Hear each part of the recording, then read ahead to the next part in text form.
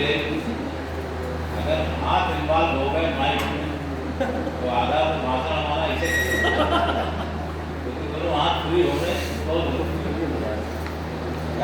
धन्यवाद। आज 28 जनवरी की बात सेवानिवृत्त के उपरांत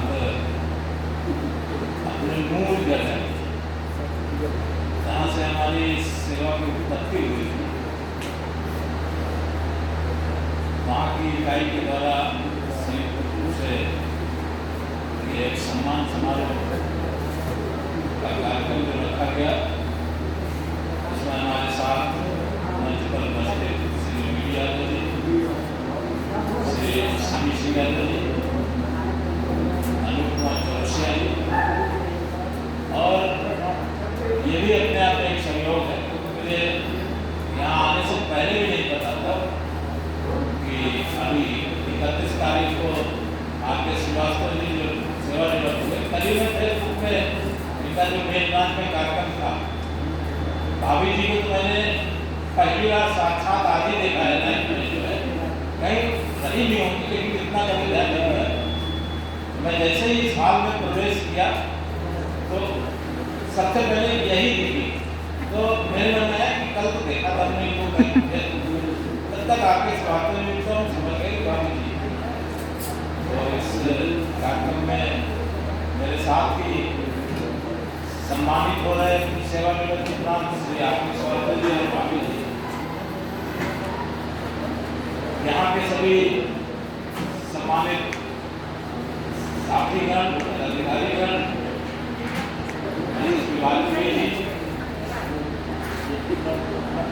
बहुत ही प्रारंभ से और सेवा काल में एकदम अंतिम सोपान तक एक मित्र की तरीके से साथ में रहे मेरे पिता जी,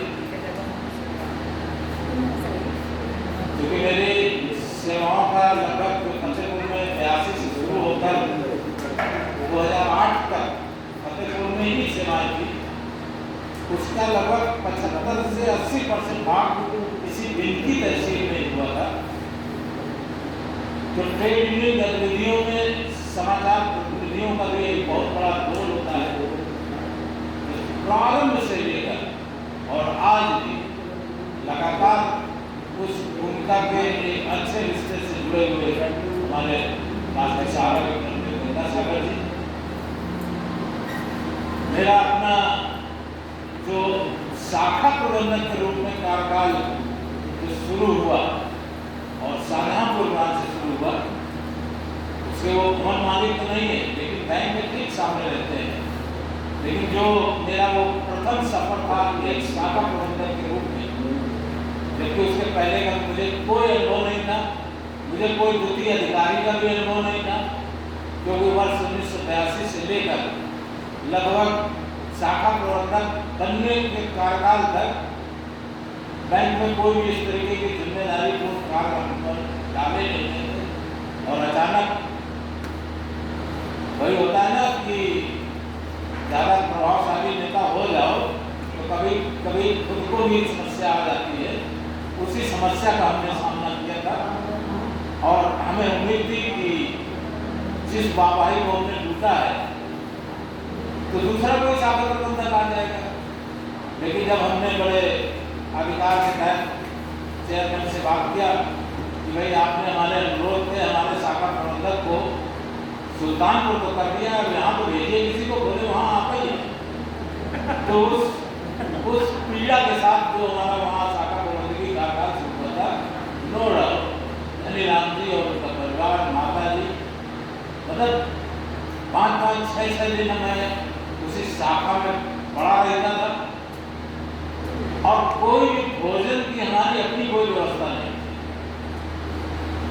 और ये 3 साल में कम से कम सैकड़ों बार इस तरीके के पड़ा हुए होंगे जब हम 2-4 दिन वहाँ पड़े रहे।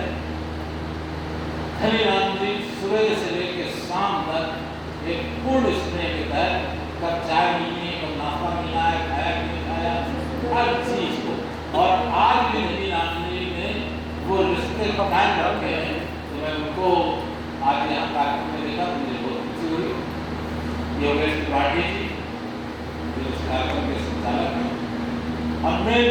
से इस नवरात्र के समय में भी मैंने तो सोचा था कि नवरात्र भर कुछ नहीं होगा, ये ऋषि लीडर ने इतना दबाव बना दिया कि भाभी जी को भी लाइएगा और बिटिया को लाइएगा और बाबा जी को भी लाइएगा और दादी को लाइएगा। अब आप छोड़ो बाबा दादी, अब हम ही लोग आ जाते हैं।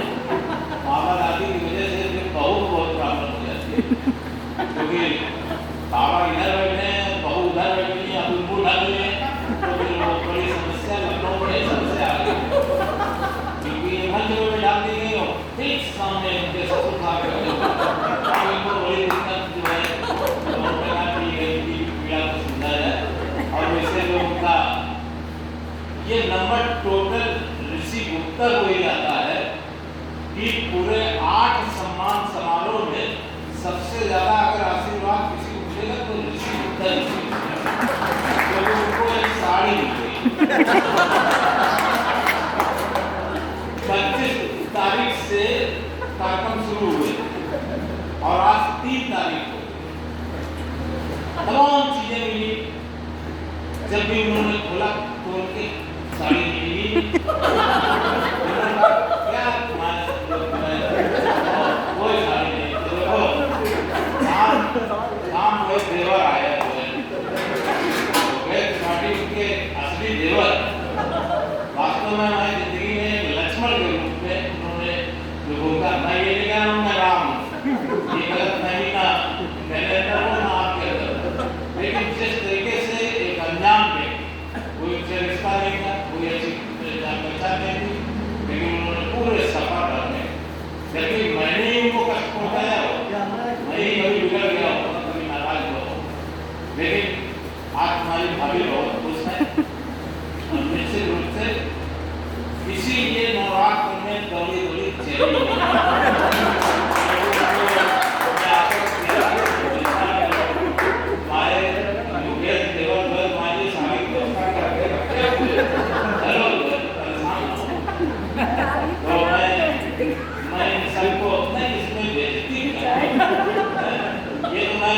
मनीष को सुना रहा हूँ, क्योंकि मैंने ये कह रखा था ना कि जितना दूर मनीष सब व्यवस्था कर रहा है, मनीष ने कोई व्यवस्था नहीं की,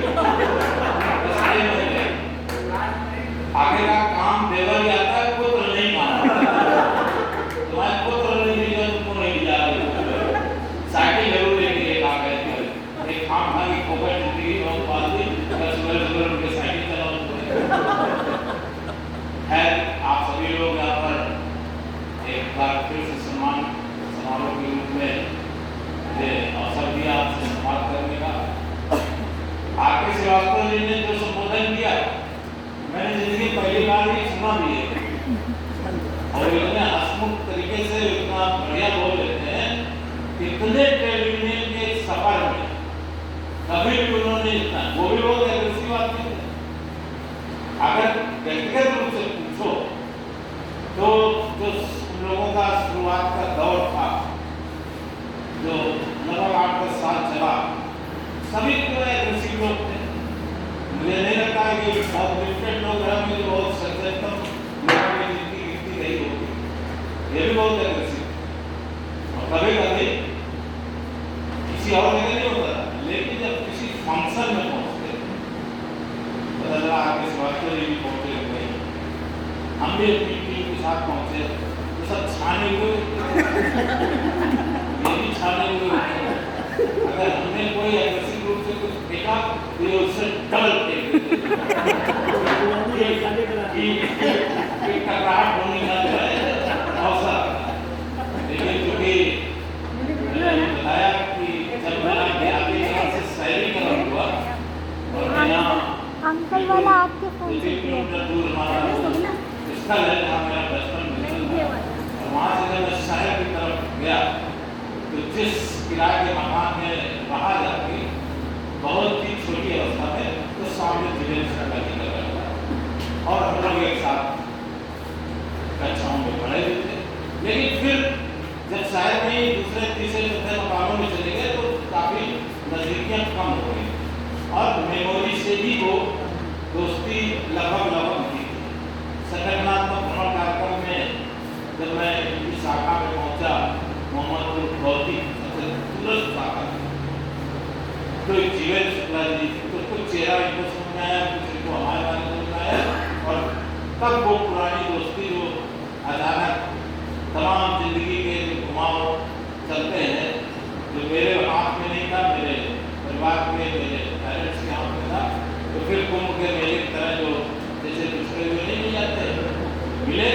और नो डाउट उस दिन के बाद से आज तक जीवन शुक्ला जी ने बहुत जिम्मेदारी के साथ आगे आके और संगठनात्मक कार्यों को देखा।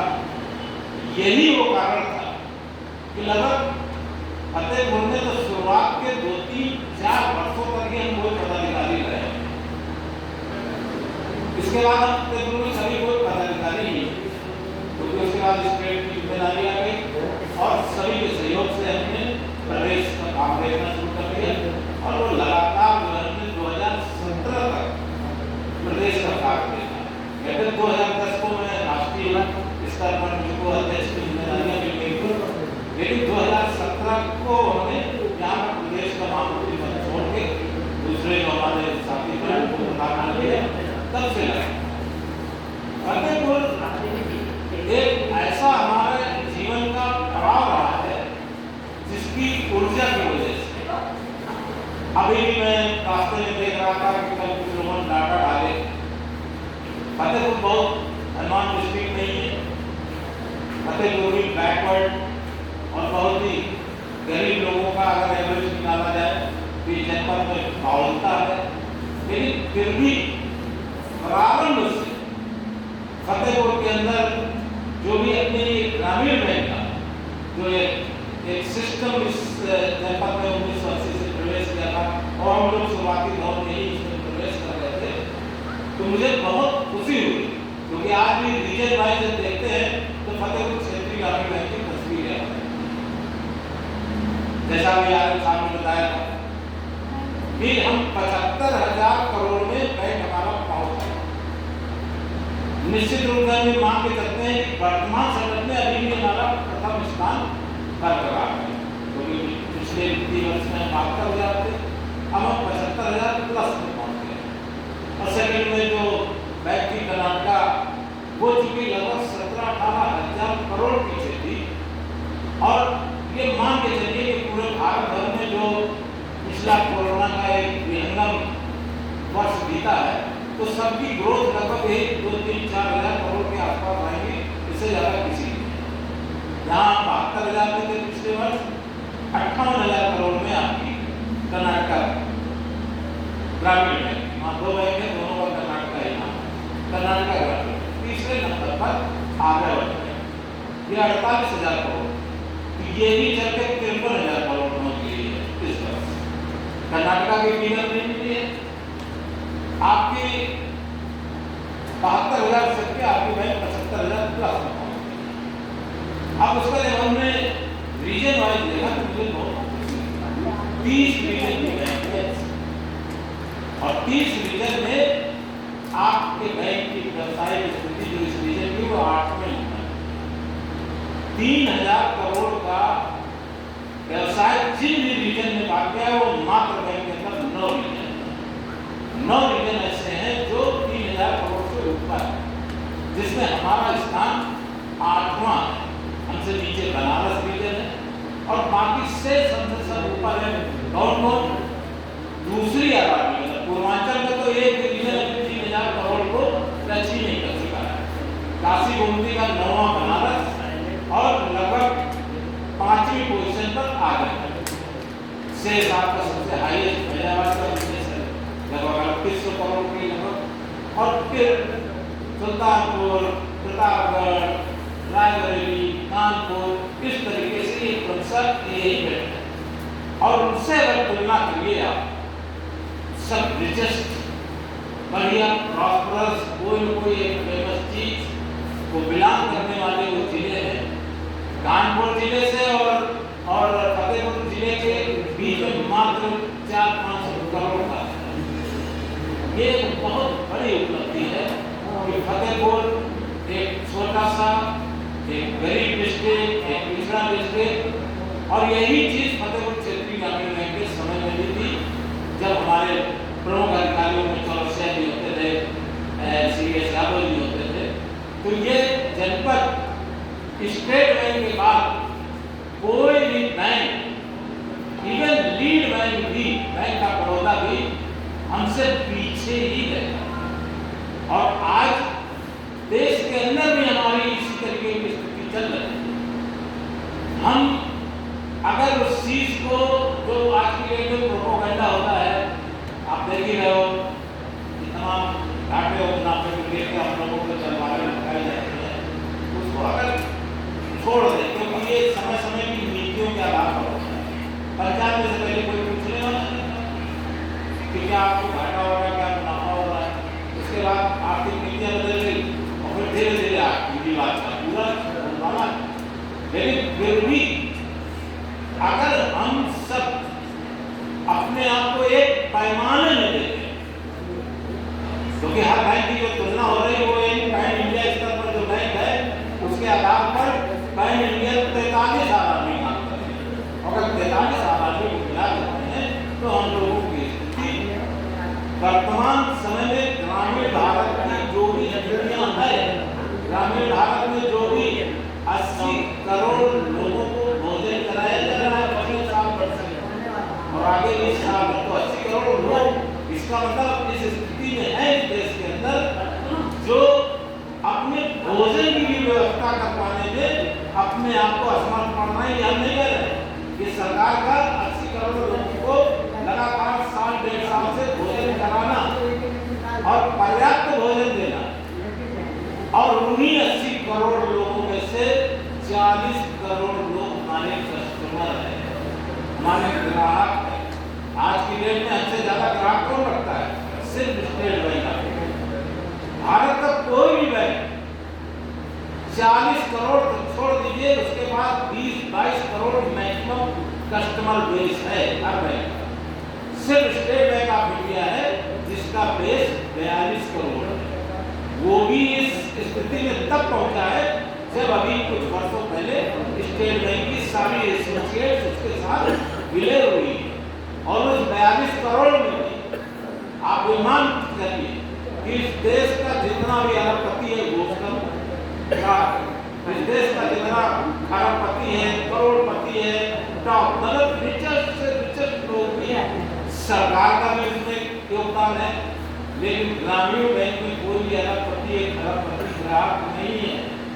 हम बड़े गौरव से, आनंद साहब ने भी बड़े गौरव से कहा कि मुझे बड़ी खुशी हो रही है कि आज हम अपनी फाइनेंस की हो एक पर्सन में अपनी मीटिंग कर रहे हैं। मतलब 47 वर्ष में ये हमारी उपलब्धि है कि हमने अपने क्षेत्र में एक इस होटल को एक फाइनेंस कर दिया, वो भी इसको कोई करोड़ों रुपए नहीं फाइनेंस किया होगा, बहुत एक लिमिटेशन में फाइनेंस हुआ होगा।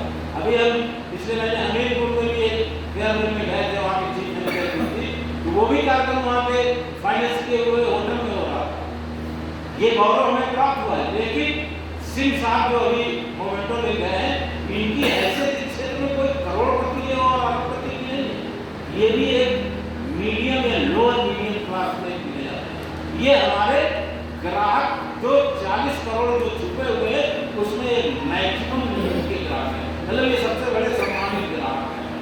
मान लीजिए मनीष अवस्थी ने अभी लगभग 1.5 करोड़ का एक फाइनेंस किया एक व्यक्ति वो अब हमारी मेजर, क्योंकि इससे बड़ा लोन बर्रा शाखा में नहीं था, और बर्रा शाखा अगर लगभग 2000 ब्रांचेस का नेटवर्क गिना जाए तो वो टॉप 10, 10, 20, 25 ब्रांचेस में से एक हो, 200 करोड़ के आसपास उसका बिजनेस चलता है। लेकिन आज जाके 47 वर्षों बाद जाके कोई 1.5 करोड़ था।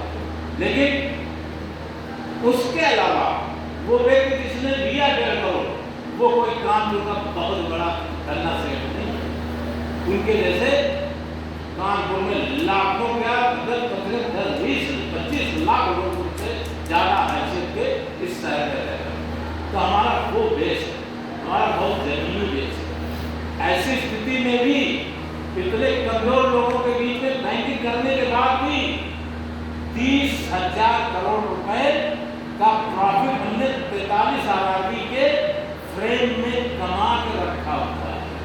कोई घाटे में नहीं काम करता, घाटे को हमने घटा दिया है।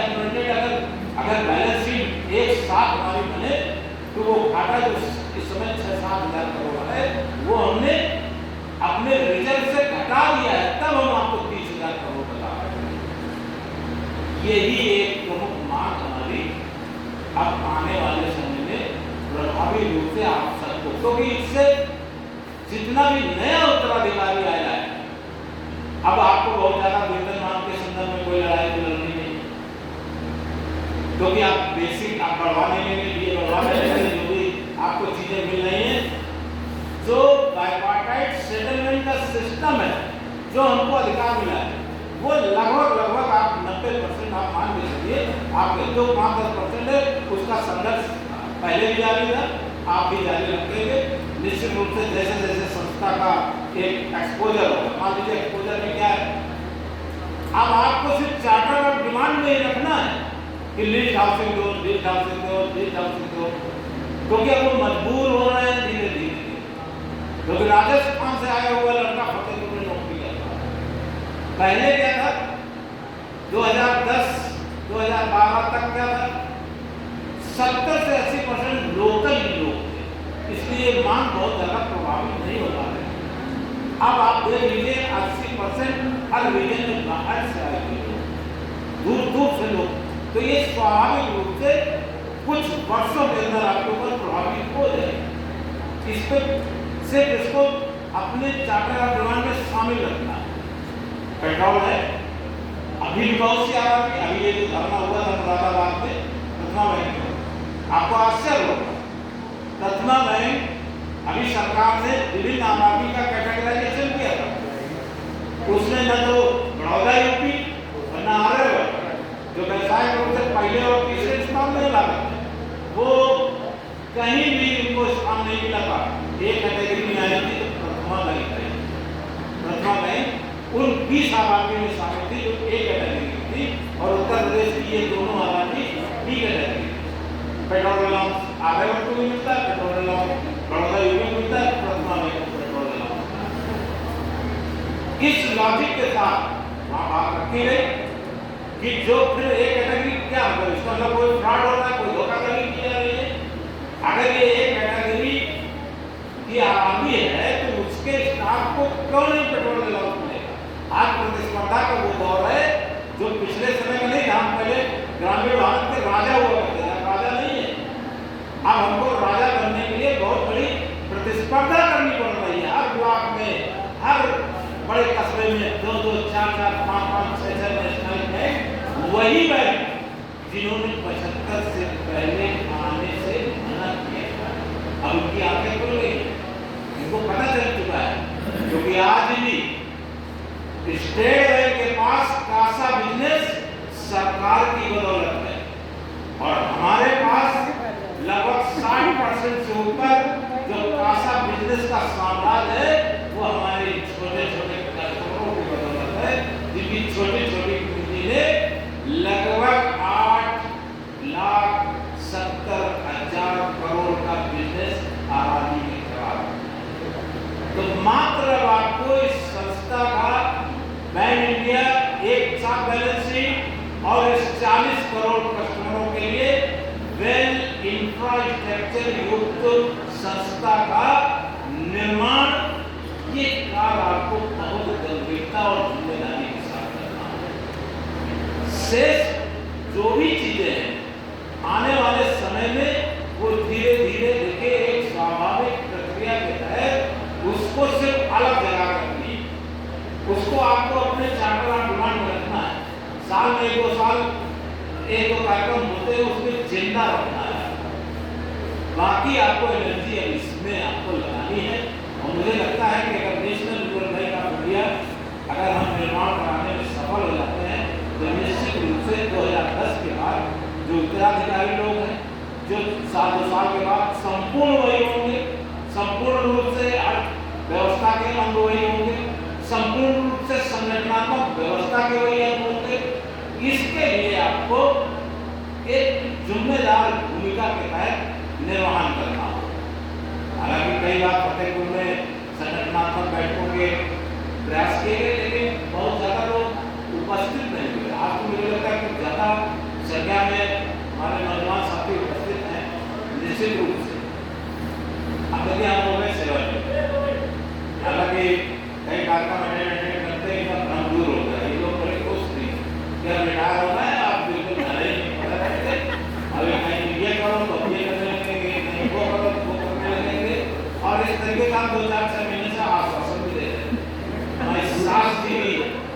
अब तो शुक्ला जी रिटायर हो गए, अब तो और बेबी जो है, तो बेबी आज जा रहे हैं इस बात के साथ जो है, मैं चलो आज क्योंकि 31 दिन में समय ही नहीं, कोई ऐसा खाली समय निकल जाता है जरूरत में प्रमाद है, क्योंकि 43 साल में जा पाए, आज यहाँ से जाने का नंबर लगाया है, दिमाग है, 1-2 घंटे की, अरे 1-2 घंटे नहीं, 1-2 दिन, मुझे इस 30-31 दिन में यह हो चुका है कि मुझे अभी अगले 2-4-5 वर्ष तक अपने आप को बहुत ही सक्रिय रूप से और स्वस्थ रहते हुए रखा। अब मेरा पूरा प्राइवेट इसी है, ये जो भी मेरा देखिए अपना जो कुछ छवि, जो कुछ उपलब्धियाँ, जो भी जैसे सेवाकृत ने बताया, जीवन ने या योगेश जी बताते हैं, वो सब कुछ जो एक छवि बनी है वो फतेहपुर है और मुझे ये कहने में गर्व है और कोई झूठ बात नहीं है। एक समय फतेहपुर का वो भी आ गया कि वो हर चीज फतेहपुर में होती थी जो उस समय 196 आबादी भी नहीं प्राप्त करने की स्थिति होती थी। जैसे ही 6वां वेतन समझौता बैंकिंग इंडस्ट्री में लगा, अगले महीने 196 आबादी थी और हम कोई बहुत बड़े पदाधिकारी भी नहीं थे, लेकिन फतेहपुर क्षेत्रीय ग्रामीण बैंक में ठीक अगले महीने अगर बाकी बैंकों पे, नेशनलाइज बैंकों में, स्टेट बैंक में प्रभावी हुआ था, तो फतेहपुर क्षेत्रीय ग्रामीण बैंक में भी प्रभावी हुआ था, कंप्यूटर इंक्रीमेंट के साथ प्रभावी हुआ था। पोजीशन आ गई कि चेयरमैन की नौकरी जाने का नंबर आ गया, क्योंकि सरकार ने ग्रामीण बैंकों में उसको प्रभावी करने से रोक लगा रखी थी। लेकिन जैसा सभापति बता रहे, चेयरमैन के पास कोई जवाब नहीं था और वो दे बैठे, लेकिन इतना भी हम लोगों के अंदर था कि यहाँ उनकी सेवाओं के बाद उनकी बर्खास्तगी पसंद आई, तो हम लोगों ने उसको वापस कर दिया। मैंने जोर जरूर लगाया, पूरी सभी जगह वो आदेश भेजे कि सारी यूनिटों में एग्रेसिवनेस आया, लेकिन किसी में नहीं आया।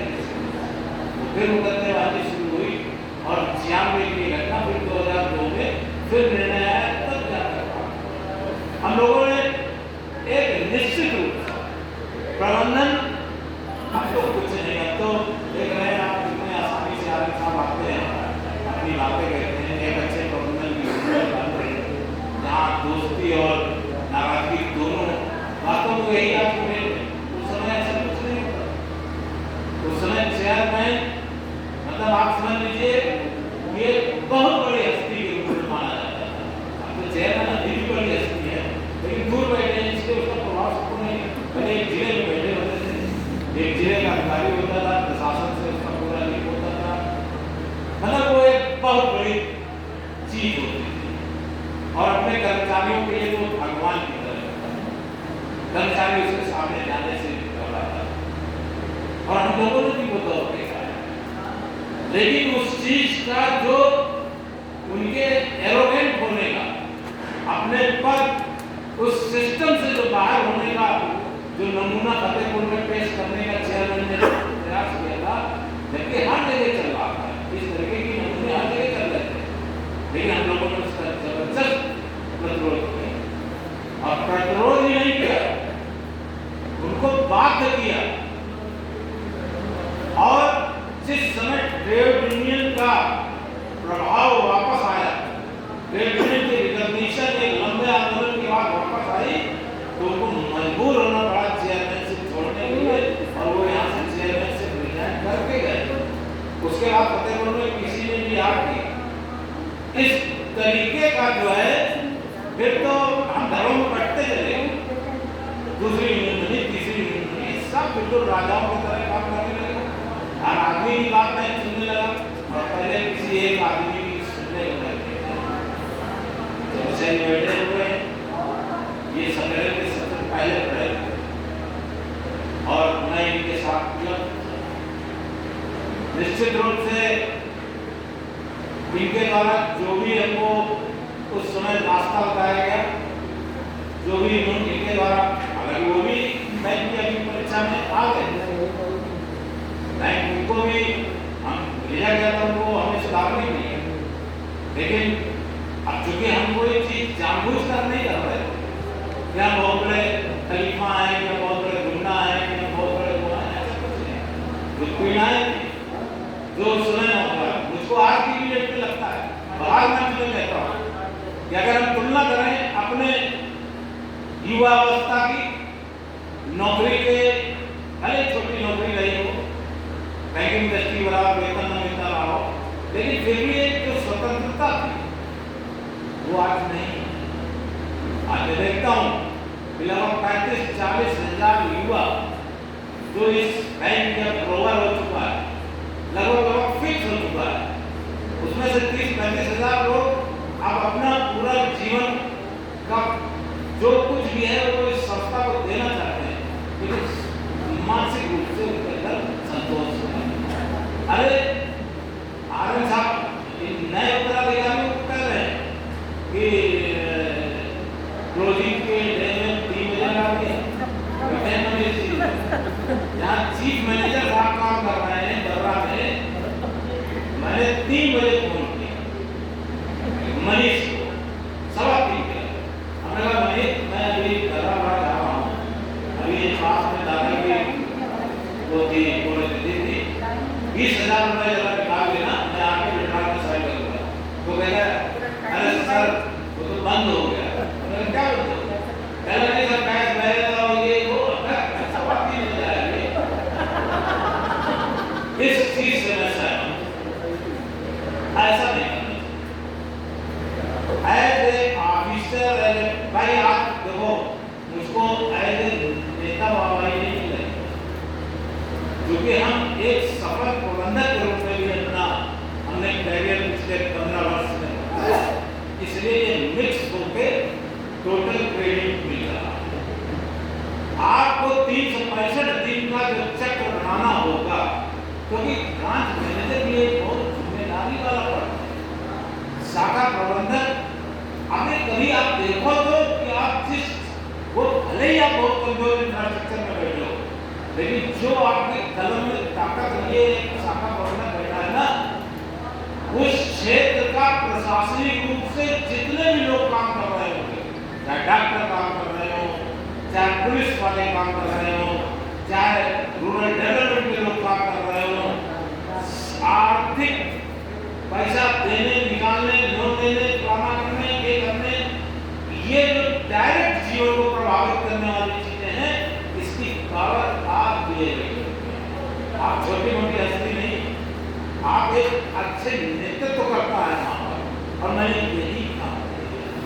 हरिराम जी से पूछे झड़िए लगाती थी गोष्ठियां करने, कोई बैंक नहीं कहता था हमसे, बैंक हमसे नहीं कहता था कि गोष्ठी करो, लेकिन कोई ऐसा गांव और कोई ऐसा परिवार दिन छोड़ो रात्रिकालीन गोष्ठी वही विश्राम कर रहे, चेयरमैनों तक को आना पड़ता था मजबूर है, रात्रिकालीन गोष्ठी लगती है, और जिस गांव में जाते थे तब कंप्यूटर भी नहीं थे, एक एक डाटा ये रात भर वहां ऐसे नहीं लेते रहते थे, एक एक डाटा तैयार करके जाते थे, कितने यहाँ हमारे 1 लाख से ऊपर के डिपॉजिटर, कितने हमारे 10 लाख से ऊपर के डिपॉजिटर, वो पढ़ते थे, कितने हमारे लोन के बड़े हैं, कितने डिफॉल्ट चल रहे हैं, तब एनपीए का नया नया आया, और वो पूरी तस्वीर हम आधे 1 घंटे में अपने भाषण में रखते थे।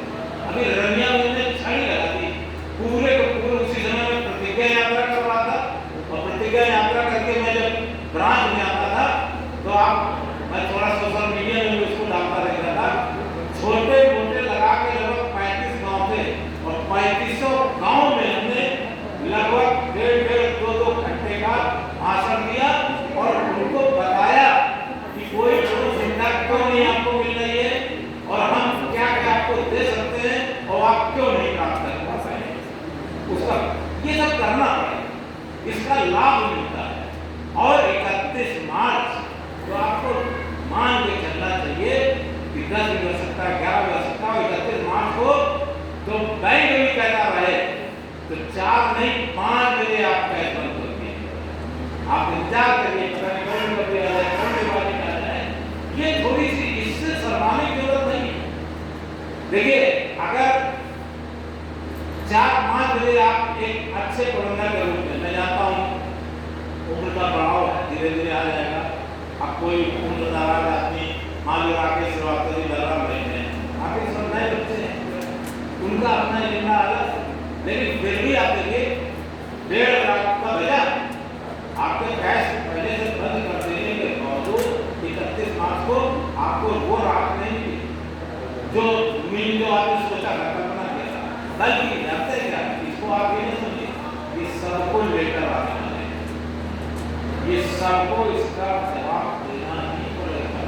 और इसका क्या जवाब है, इसका आप क्या जवाब दे सकते हैं? आपकी यूनियन, आपकी यूनियन की वर्तमान व्यवस्था है, हम राष्ट्रीय अध्यक्ष भले ही बहुत मजबूत व्यवस्था के तहत आप नहीं हैं। आपकी ट्रेड यूनियन एक सिस्टम चुकी है, इसलिए वो देता है। क्यों नहीं मजबूत है? क्योंकि जितने भी लोग हैं, मान लीजिए आज की डेट में 2000, बैंक में तो 8000 लोग हैं, 4500 5000 के लगभग आपका बैंक, और आप सिर्फ 2000 सदस्य हैं पूरे बैंक के अंदर। बैठ जाओ, 2000 लोग हैं, ध्यान दीजिएगा, इतने डिफरेंसेस हैं, इतने मतभिन्नता है। आप ये समझ लीजिए कि इतना हम तो गए ही नहीं, इसलिए कि जब तक मत एक नहीं होंगे, अरे उसमें छोड़ दो, रिटायर्ड फोरम के हाल में उसमें इतनी मत भिन्नता है, और मत भिन्नता होके आप किसी भी नई संस्था में उसके अंदर जो भी शोषण है, जो भी पीड़ित है, जो भी चीजें हैं, उसको आप चैलेंज नहीं कर सकते, आप चेंज नहीं कर सकते। बड़ौदा यूपी बैंक में क्योंकि माइग्रेशन की वजह से कुछ इंफ्रास्ट्रक्चर प्रॉब्लम चल रही है, और जिस तरीके से नेटवर्क की प्रॉब्लम हर जगह है, कोई बैंकिंग इंडस्ट्री में बैंक ऐसा नहीं है, आप विकसित संस्था नहीं है, ये दिमाग में रखिए अपने, आप विकासशील संस्था है। 47 वर्ष की ये जो उपलब्धि है, और 2010 के बाद भी हमारा सिस्टम चेंज हुआ है, इस मैकेनिज्म को पूरा होने में टाइम लगेगा। क्यों लगेगा? बहुत कॉस्टली है, मिनिमम से मिनिमम चीज परचेज करनी गई है। क्यों?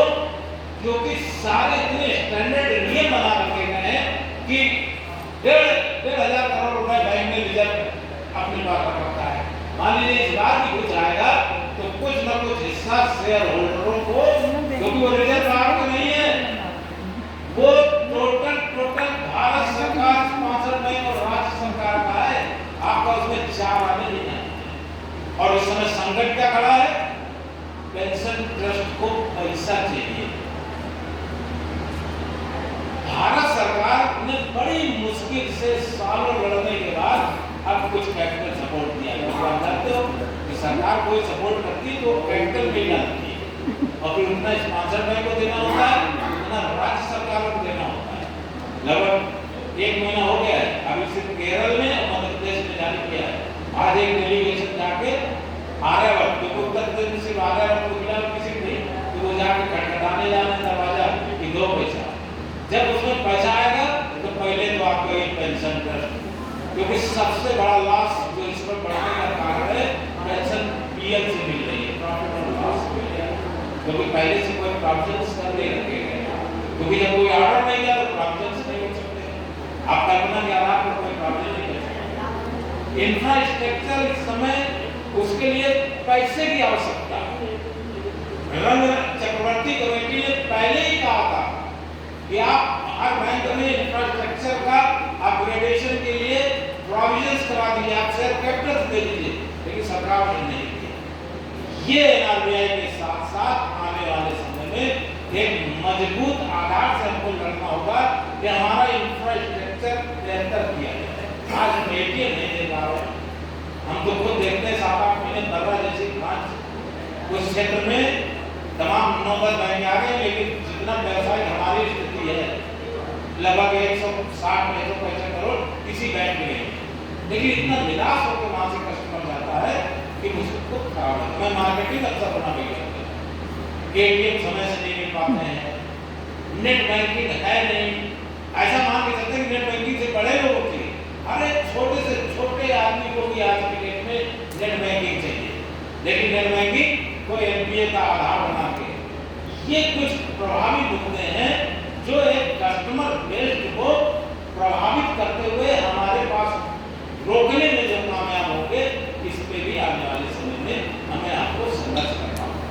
और उसमें फतेहपुर का एक अग्रणी रोल होगा ही होगा, निश्चित रूप से होगा। मैंने ये तय किया है कि फतेहपुर, कानपुर नगर और कानपुर देहात तीन ही रीजन में हमारी सेवाएं हुई और तीनों से जरा काफी अच्छा लगाव हो गया है। मैं आने वाले समय में, हालांकि ये नस्ल में मेरा पत्नी जी जो तो ज्यादा अच्छा है, मैं इन तीनों ब्रांचेस की सभी शाखाओं का बहुत ही शीघ्र भ्रमण करने वाला हूं और जितना भी हमारा युवा साथी आया हुआ है उससे साथ जाकर उसकी ब्रांचेस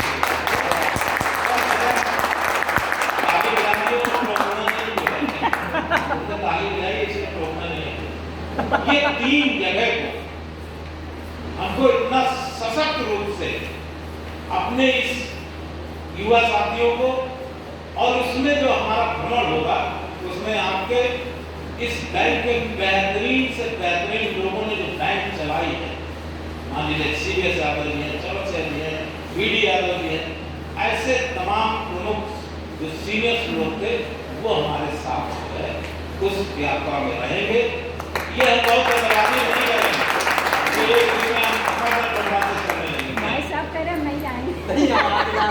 5-5, 6-6 मतलब जाएंगे तो 1-8 घंटा रुकेंगे, सबकी बात समझेंगे, सारी चीजें समझेंगे और इन तीनों रीजन की ऑफिसर एसोसिएशन, एम्प्लॉइज यूनियन और साथ में रिटायर्ड हो, इन तीनों को एक आइडियल सिचुएशन में लाने का पूरा भरसक मार्गदर्शन का प्रयास करेंगे, पूरा मार्गदर्शन करेंगे।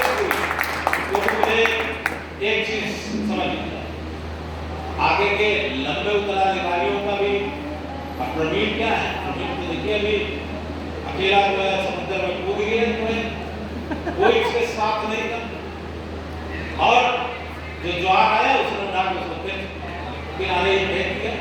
फिर सक्रिय है, मनीष अवस्थी है, एक अच्छा अफसर और एक अच्छा लीडर बनने की पूरी उसके अंदर शक्ति है, बहुत ही धैर्यवान व्यक्ति है। मैं तो 6-7 महीने उसको देख चुका हूँ, कोई पद की रेस में नहीं है, जब भी होता है वहां जरूर आएगा कि क्या हम बन जाए, और वहां जाके देखते हैं कि कुछ नहीं बनता, बस ऐसे ही है तो एडजस्ट कर लेता है और पूरा एक्टिव है, पूरा एक्शन में है, हर काम को, हर चीज को इसी तरीके से लोगों को करना होगा, इसी तरीके से लोगों को करना होगा, क्योंकि अब ये तीनों भी अधिकृत है। रिटायर्ड फोरम अनावश्यक आप पे हस्तक्षेप नहीं कर रहा, AIRR भी है कि ये तीनों भी है, अधिकृत भी है। रिटायर्ड फोरम का काम है कि उनको एक बेहतर मार्गदर्शन करना बैंक के प्रति भी और संगठन के प्रति, क्योंकि ये बहुत आवश्यक हो चुका है। हम जब आप पूर्वांचल की तरफ और काशी की तरफ बढ़ेंगे तो वहाँ बैंक की कोई बात कहना, बैंक की भलाई की कोई बात करना थोड़ा पसंद नहीं किया जाता है, फिर उसको लीडर नहीं मानते हैं। लेकिन हम ऐसा नहीं, हमको निश्चित रूप से, क्योंकि मैं जानता हूं कि बैंक की आंतरिक स्थिति का, मान लीजिए चेयरमैन आएंगे किसी बैठक में तो चेयरमैन कहाँ सबको संबोधित करते हैं, ब्रांच मैनेजर को करते हैं, लेकिन ट्रेड यूनियन में हमेशा है कि अच्छी खराब बातें वो जरूर शेयर करते हैं प्रमुख पदाधिकारियों से और हमसे भी वो शेयर करते हैं। मैं उन बातों को सभी लोगों को शेयर कर देता हूँ ताकि लोग अवेयर रहें। ये भारत की इसमें व्यवस्थाएं तो देखी रहे, किसी चीज की गारंटी नहीं है। आज की डेट में हम ये सोच लें कि हम सरकारी व्यवस्था में बैठे हैं और बिल्कुल हमारे ऊपर कोई दिक्कत नहीं है, तो ये मैं सभी साथियों से, सभी युवा साथियों से अपील करता हूँ कि जागरूक रहे, ये कतई दिमाग के अंदर ना लावे कि हमारा कुछ नहीं हो सकता है। बड़ी बड़ी बैंकें प्राइवेटाइजेशन की तरफ भेजती जा रही है और जब आपके प्रवर्तक बैंक, क्योंकि ग्रामीण बैंक के कंसेप्ट में पिछले 20 साल से प्रवर्तक बैंक कंसेप्ट खत्म करने की मांग को किसी भी सिरे से नहीं स्वीकार किया जा रहा। इसका मतलब आने वाले समय में अगर एनआरबीआई करता है, राज्य स्तरीय ढांचा करता है, तो कोई आपका स्पॉन्सर्ड होगा। और जब स्पॉन्सर्ड ही अगर प्राइवेट होगा तो आप ये मान के चलिए कि आपकी संस्था के सरकारीकरण होने के बावजूद कितना दबाव है। जैसे आनंद साहब कह रहे थे कि ज़्यादा हाथ हो गया, 2 तारीख को ही आ गया कि आज कितनी रिकवरी हुई, आज कितनी रिकवरी हुई, जबकि 3 बजे तक कोई आपका नेटवर्क ही नहीं खुला। बैंक ये सोच रहा था कि आप 10 बजे से रेस्ट मत करवाइए 2 तारीख को। प्राइवेट में ऐसे ही होता है, प्राइवेट का कल्चर ऐसा होता है। अभी वो चीज डेवलप नहीं हुई है, लेकिन आप मान के चलिए कि आने वाले समय में वही चीज डेवलप होगी। ट्रेड यूनियनों के जो लॉज, लेबर लॉज जो हमें अधिकार थे, उनको ध्यान दीजिए, वो इतने कमजोर कर दिए गए हैं आप कि आपको बहुत ज्यादा प्रोटेक्शन नहीं है। अब सिर्फ ट्रेड यूनियनों का काम क्या रह गया है?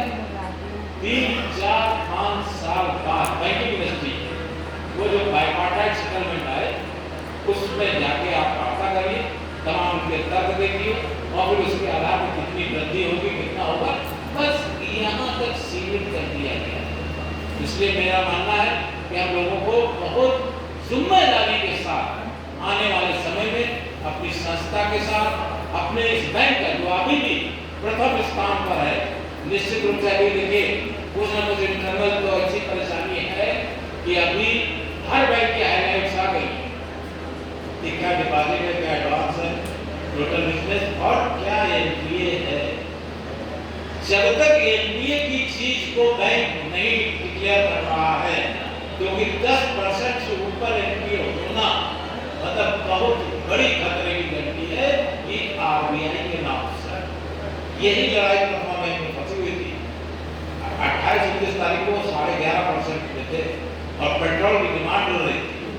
मैंने खुद उस वार्ता का नेतृत्व किया, चेयरमैन ने कमिटमेंट किया, समझौता किया कि अगर 10% से नीचे हमारा एनपीए रहता है और आगामी फोकस में जाने से बचते हैं तो हम 1 अप्रैल से पेट्रोल अलाउंस जरूर देंगे, लीस्ट फैसिलिटी जरूर देंगे। हमने पीएनबी से बात कर ली है, लेकिन वो माहौल जो उन्होंने हमारे ऊपर दिया था कि आप थोड़ा बाहर जाइए, 600 आदमी चला था, जितना स्टाफ था, खैर वो चीज़ हम वहाँ नहीं कर पाए, लेकिन बैंक का अच्छा रहा, ईश्वर की कृपा रही कि वो 10% के नीचे आए। अब अपना नहीं क्लियर हो रहा है, क्योंकि लास्ट 1-2 दिन पहले भी 900 करोड़ स्लीपेज होने की पूरी संभावनाएं थी। अब उसमें क्या कंट्रोल हुआ, क्या नहीं, इसमें बड़ौदा यूपी का इस बैंक को ऊंचाइयां, मतलब रेस्ट वाली बड़ौदा यूपी ग्रामीण बैंक को पूरा श्रेय जाता है कि इसने उसकी हाइट, जो उसकी इमेज है, उसको संपूर्ण साथियों ने पूर्वांचल के अंदर बहुत मेहनत किया है, लेकिन वो सफलता उनको प्राप्त नहीं हो पाई और काशी गंदी ऑलरेडी बेहतर की स्थिति में पहले से ही चल रही थी। इसलिए टोटल पूर्वांचल की वजह से हो सकता है कि हमारे आने वाले समय में अगर बैंक ने कुछ भी बैलेंस शीट को अच्छा करने के लिए कोई भी कार्य किया होगा तो निश्चित रूप से उसको खत्म कराने के लिए अप्रैल-मई जून में बहुत जबरदस्त अभियान चलाएगा।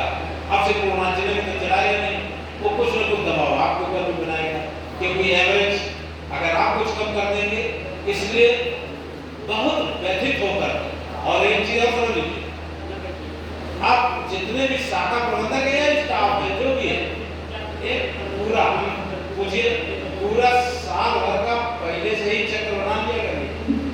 अप्रैल मई जून के एक क्वार्टर होता है जिसमें आप थोड़ा बहुत छुट्टी लेके घूमने जा भी सकते हो, क्योंकि बहुत बड़ा दबाव नहीं होता इसमें। लेकिन फिर सेकंड क्वार्टर में बहुत दबाव आ जाता है, थर्ड क्वार्टर फिर आप थोड़ा बहुत घूम फिर के परिवार के साथ इधर उधर जा सकते हो। और मार्च का महीना तो आप टोटल 100% बैंक, ये सब फैक्टर्स हैं जो आपको अपने जीवन में अपने पास डायरी में बिल्कुल रखना होगा। और एक और अपील करता हूँ, किसी आदमी को कहने की जरूरत ना पड़े, 4 या 5 संडे में एक संडे आप अपने क्षेत्र के लिए जो आपका कस्टमर है, गांव में कितना आनंद आता था, हमको तो इतना अच्छा लगता था, बढ़िया बढ़िया चीजें खाओ, बढ़िया बढ़िया चीजें बात करो, सब बड़े वाहवाही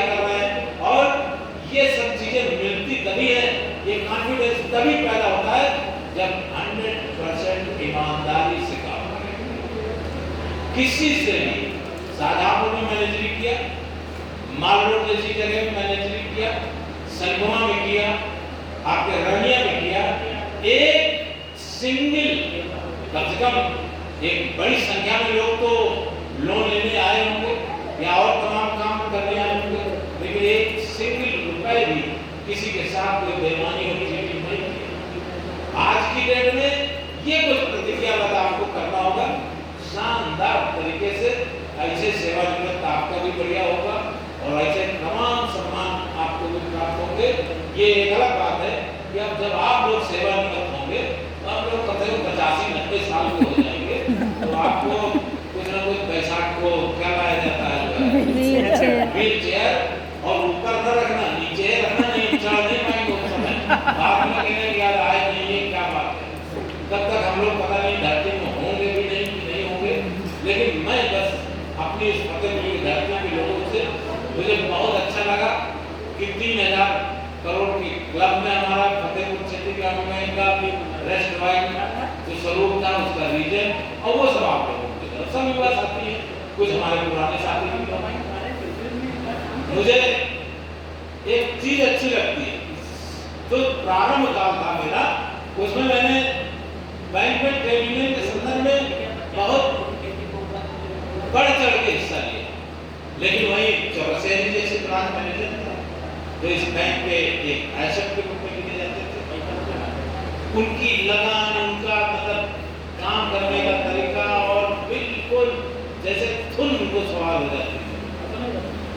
आप कल्पना नहीं करेंगे कि फतेहपुर क्षेत्र में के टॉप अच्छे अफसरों में थे, लेकिन कानपुर के समय में अपने छोटे भाई को राहत देने के लिए, जबकि स्वर्ण मार्ग से खुद वहाँ खपते थे, और इतवार को करने में परेड में जो आपकी पारिवारिक अपनी मतलब इसकी दुकान है जो पान मसाले की, उसमें जाके बैठते थे और सुबह से शाम तक वहाँ पर उसको राहत देते, और लोग वहीं उसी दुकान में मिले जाते थे।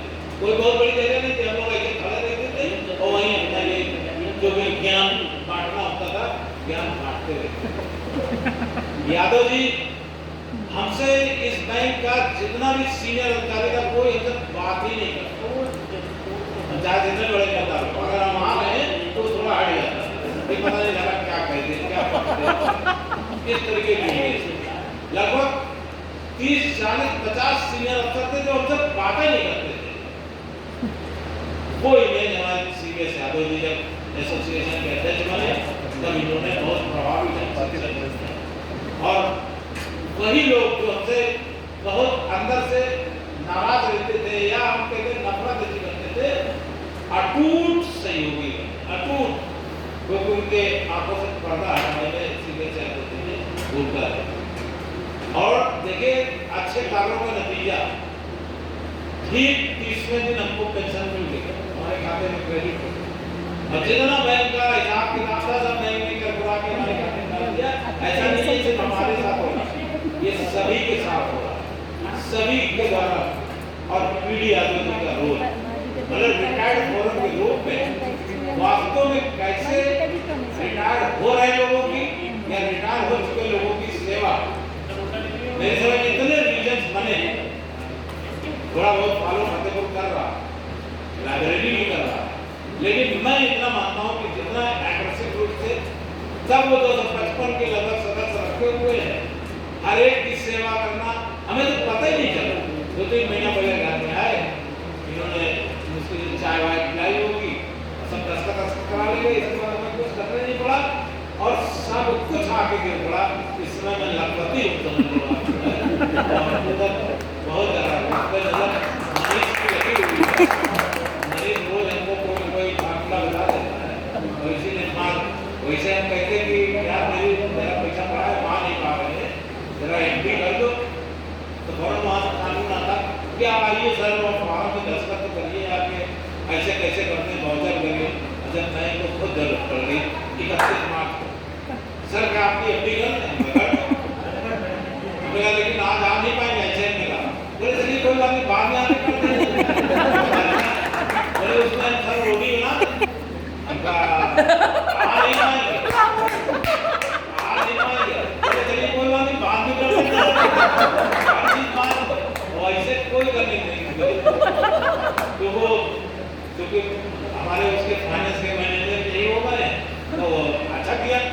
टाइम भी नहीं मिलता, वो भी नहीं हो पाता।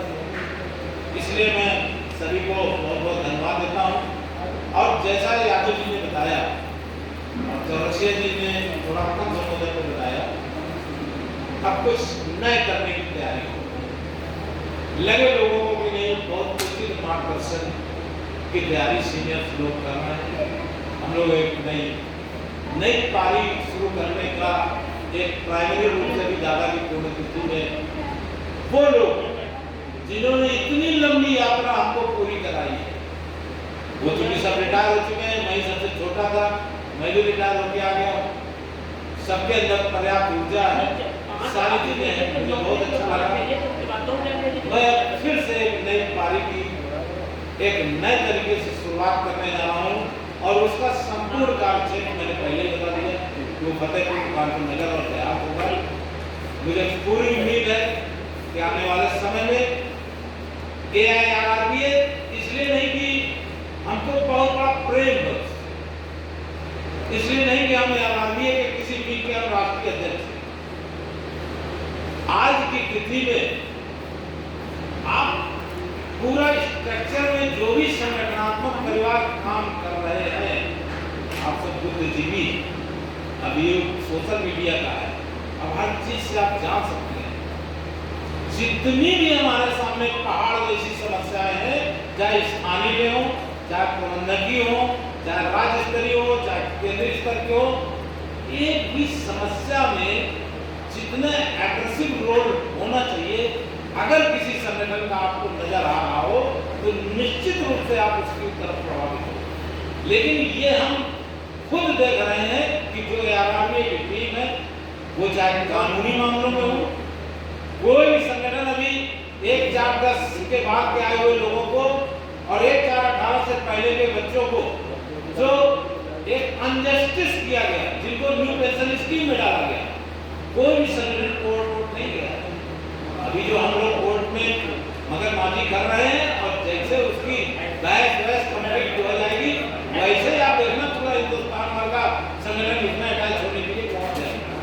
यही इन्होंने पेंशन वाले में भी किया कि 2003 में हम गए और 2011 तक किसी को होश भी नहीं कि हमको पेंशन नहीं चाहिए, और 2011 में जब हमारा फैसला आया तो सारे लोग ये प्रमुख रूप से BMS परिवार, उसका अपना योगदान रहा, उसको हम स्वीकार करने के नहीं रहते, लेकिन उसको कंटिन्यूटी नहीं। आज 2014 से BMS परिवार की सरकार चल रही है। अब ध्यान दीजिए, 2014 से लगातार BMS परिवार की सरकार चल रही है। कंपल्सरी अपॉइंटमेंट में हमको न्याय नहीं मिला। अब इससे ज्यादा क्या पीड़ा हो सकती है कि मृतक आश्रित का अगर 2014 से बैंकिंग इंडस्ट्री में मिलने लगी तो 2019 से ग्रामीण बैंक में 20 से 25 हजार बच्चों ने किया था बर्थडे में, अरे वो चखा रिटायरमेंट अंकल जी जो हुए थे, तो उन लोगों ने किया बच्चों ने घर में। उसको मिनिमम वेजेस भी न दिया जा रहा हो। 2014 के बाद से ये चीज ये सरकार नहीं करा सकती थी, ये नहीं करा सकती थी। सब दे रहे क्या सुप्रीम कोर्ट का बैंक में है, उसको ये इस BMS के लोग घर ही में सब डेकोरेट किया था। कि 1/4/18 तक के लोगों के साथ अन्याय हुआ है, घर में कोई मतलब जब आए थे वहाँ से रिटायर, चार्टर और डिमांड में गिरने चले जाइए, मुझे पता नहीं कौन सा जो है 100 करना इसलिए नाम रखी। और बाकी संगठन वो तो नेशनल बैंक के एजेंडे के साथ चल रहे हैं, उनका प्रबंधन संगठन एजेंडा नहीं है, उनका किसी चीज का एजेंडा नहीं, उनका एजेंडा है AIRRBA को कमजोर। आप ये मान के चलिए, ये सब क्योंकि वीडियो भी बन रहा है, ये जारी भी होगा। IWOC हो, AIBO हो, NCB हो, इंटक हो, इनका प्राइमरी लक्ष्य, इनके केंद्रीय संगठनों का लक्ष्य है कि कैसे ग्रामीण बैंक के सबसे बड़े समूह और प्रथम दिन से सन 78 से लेके आज तक की यात्रा में सबसे महत्वपूर्ण हमारे आपके जीवन में भूमिका अदा करने वाला, माइलस्टोन गाड़ने वाला जो संगठन AIRRBA है, उसको कैसे कमजोर किया जाए, उसको कैसे इसलिए वो 47 वर्ष की यात्रा के बाद ग्रामीण बैंक का स्ट्रक्चर ही खत्म करा देना चाहते हैं। इसलिए पूरी ताकत से विलय के संदर्भ में लगे हुए हैं सारे मिलके, बस हर चीज। अभी 28-29 को जो हड़ताल थी, ग्रामीण बैंक के संगठनों ने हड़ताल नहीं किया, लेकिन कमर्शियल बैंक के हर संगठन के बैनर में लिखा था ग्रामीण बैंक का विलय, ग्रामीण बैंक का विलय। हमारा अस्तित्व समाप्त कर देना चाहते हैं। और दूसरे निर्णय में अपनी 100-125 वर्ष की पहचान को जिंदा रखने के लिए कि हमारा कोई भी जो अस्तित्व समाप्त करने की तैयारी है उसको न करना, जबकि 47 वर्ष के अंदर ग्रामीण बैंक के ये तपस्वी लोग जो मंच पर हैं और जिसकी मसाल अब आप लोगों ने समाज रखी है, इस 47 वर्ष में इस देश के अंदर जो बैंकिंग का माहौल, इंफ्रास्ट्रक्चर विहीन भारत में जो हमने निर्मित किया है, एक उदाहरण 47 वर्ष के अंदर किसी भी संस्था का नहीं है कि इतना बड़ा एक निर्माण कार्य किया हो, उसको समाप्त करा देना चाहिए।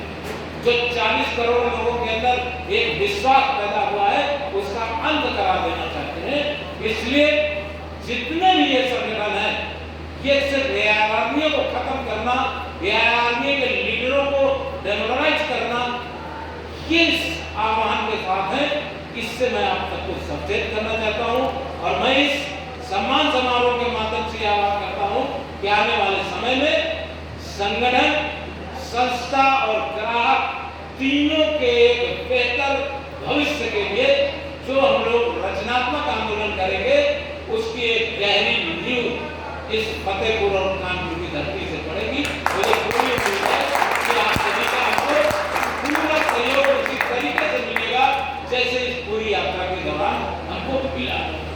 मैं एक बार पुनः सबको बहुत बहुत धन्यवाद देता हूँ।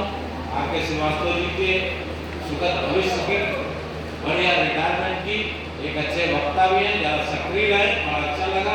इतने तो शेर हम पूरी यात्रा के दौरान नहीं कभी सुनाए हैं, एक आध शेर सुना के काम चला दिए, वो तो 5-5, 6-6 शेर सुना गए। इसलिए अब वो थोड़ा सा बेहतर रूप से सभी को यूनाइट करने में, सभी को जोड़ने में, सभी को सक्रिय रखने में निश्चित रूप से फतेहपुर में करना। मेरा अपना कोई लालच नहीं, मेरा अपना स्वार्थ यही है कि जो ग्रामीण बैंक संस्था है, जो हम लोगों ने इतना त्याग तपस्या किया है, इसमें जो शेष चीजें हैं, जो रह गया है, उसको उस मंजिल तक एआईआरआरबी ही पहुंचा सकती है, बीएमएस भी पहुंचा सकता है, लेकिन बीएमएस में राष्ट्रीय नेतृत्व का अभाव हो चुका है। बीएमएस संगठनशीलता से बाहर जा चुका है। बीएमएस भी ठीक उसी तरीके से जैसे कि वर्तमान सरकार के जितने भी अनुवांशिक संगठन है, उससे बड़ी फोर्स इस समय राजनीतिक प्लेटफॉर्म में किसी के पास नहीं है। और आने वाले 10-15 साल में ऐसा लगता है कि कोई भी वर्तमान सरकार को अपदस्थ नहीं कर पाएगा। लेकिन क्या है, मुखिया का किसी भी कार्य की समीक्षा नहीं हो रही है, सिर्फ जय जय जय जय जय कहा हो रहा है। लगभग 13 दिन से लगातार पेट्रोल पड़ रहा है। 13 दिन से ये मध्यम वर्गीय लोगों को जो चोट पहुंचाई जा रही है, ये निश्चित रूप से उनके अंदर जो अफीम का नशा है, वही इसी का परिणाम है जो लगातार इस तरीके से चल रहा है। ये कुछ गंभीर चीजें हैं जो हम लोगों को एक जागरूक नागरिक के रूप से जरूर ध्यान देना चाहिए। सिर्फ एक चीज का नशा देके लोगों की इनकमें नहीं है, लोगों की आय कम हो चुकी है, और अगर ईमानदारी से काम करे तो वो बर्दाश्त नहीं कर सकता। यही सब कारण है कि भ्रष्टाचार को इन्हीं वजहों से उनको अपने परिवार बांटने के लिए, उनको तमाम तरीके की जो प्रतिस्पर्धाएं चल रही है, अच्छे स्कूल में बच्चों को पढ़ाने का, जो समाज के अंदर एक आपसी प्रतिस्पर्धा, उसके लिए भ्रष्टाचार का सहारा लेना पड़ता है। यही तमाम वो कारण है। और जिन गरीबों के लिए वो कल्याणकारी हैं, उनके पास इस पेट्रोल और डीजल का कोई बहुत बड़ा उपयोग नहीं है, जिनके जो उनके देश जिनको वो मान के चला। इन तमाम चीज़ों के साथ मैं योगेश जी को एक बात बोला कि उन्होंने हम सबको यहाँ बुलाया, पत्नी जी को बुलाया, पुत्र जी को बुलाया, और आप सभी लोग आए यहाँ पर, और सारथी जी का भी सम्मान हुआ। अब ये जैसे धीरे धीरे सम्मान होता जा रहा है, तो अब ये जो हमारे 20 साल से सारथी हैं जड़ा जी, अभी प्रतिमा भाई में हम जमीन में लेटे थे, ये गद्दे के ऊपर लेटे थे। हमने कहा वाले साथ ही हो गए। काफी देर बातचीतों में लग गए, तो ये आराम से फर्स्ट क्लास इतना बिल्कुल गद्दा उसमें लेट गए। हमने कहा यार सो गए, नीचे बिछा दो। हम नीचे जो चारों में लेटे हुए।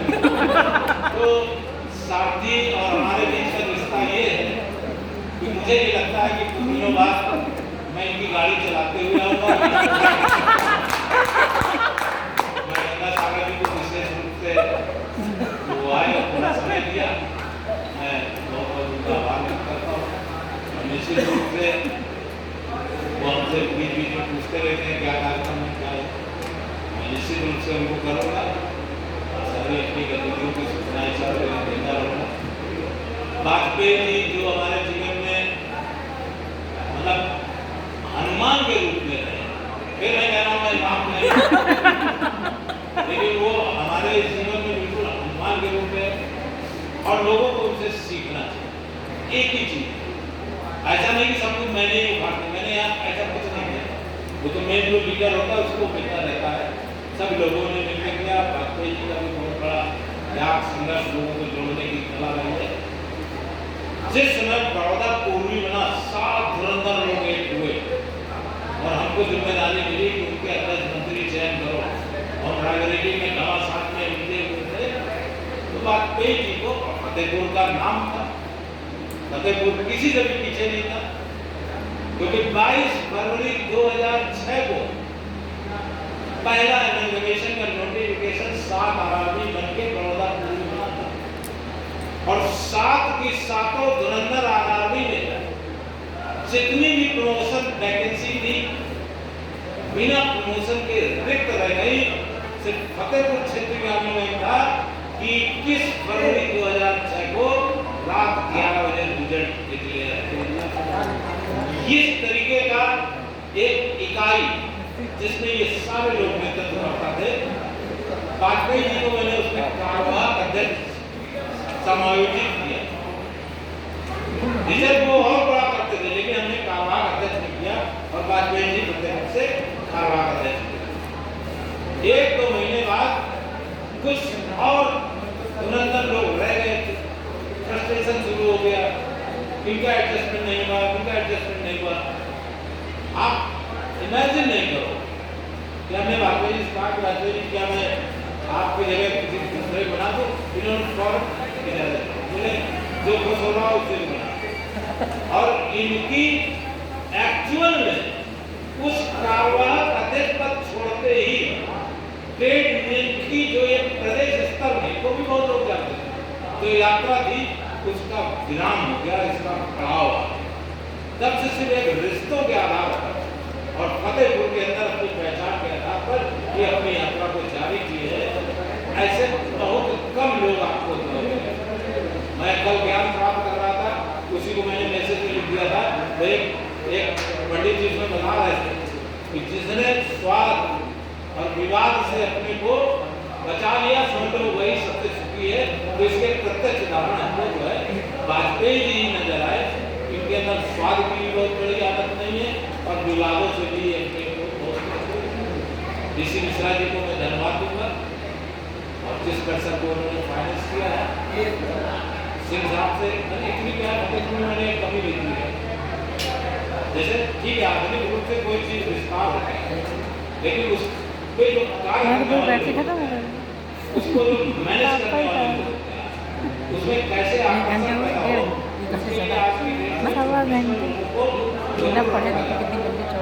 इसीलिए एमबीए की पढ़ाई आज कुछ बाहरी एक्सपर्ट में एमबीए हो रहा है, तो थोड़ा सा व्यवस्था को और बढ़िया करने के लिए इनको कुछ इस तरीके के एक्सपर्ट्स भी इसमें रखने चाहिए, ताकि इसकी खूबसूरती तमाम सेवाओं के आधार पर जो है प्रकट होती है। जैसे सर्व करने वाले लोग किस सिस्टम से कर रहे हैं, उससे लोग आकर्षित होते हैं। मैं इन्हीं के साथ अपनी बात को समाप्त करूंगा। कुछ लंबा खींच गया हूँ, मुझे पता है कि ये हमारे सम्मान समारोह का अंतिम सोपान है। अब कोई बुकिंग है नहीं सम्मान, इसलिए अपना पूरा अपने उसी शेर के साथ कि समा कभी भी डूब सकती है, कश्ती कभी भी डूब सकती है। मायूस न हो, इरादे न बदल, तकदीर कभी भी बदल सकती है।